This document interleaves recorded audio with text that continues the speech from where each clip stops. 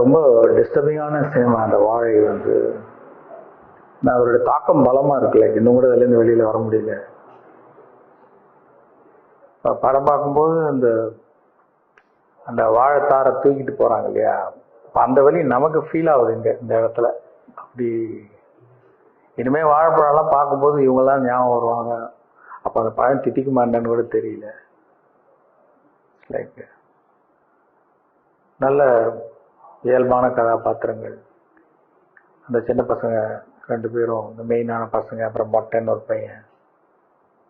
ரொம்ப ஒரு யதார்த்தமான சினிமால ஒரு ஒரு அழகியல் இருக்கு, ஹியூமர் இருக்கு, ஸ்டைல் இருக்கு. ரொம்ப நல்லா பண்ணியிருக்காரு மாரி செல்வராஜ். அவருடைய ரியல் ஸ்டோரின்னு சொன்னாரு.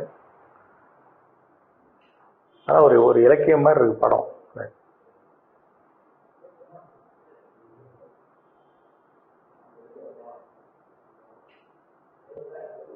எல்லாருமே நல்லா நடிச்சிருக்காங்க. Like technically also, music, sounds, lyrics, cinematography, direction எல்லாமே நல்லா இருக்கும்.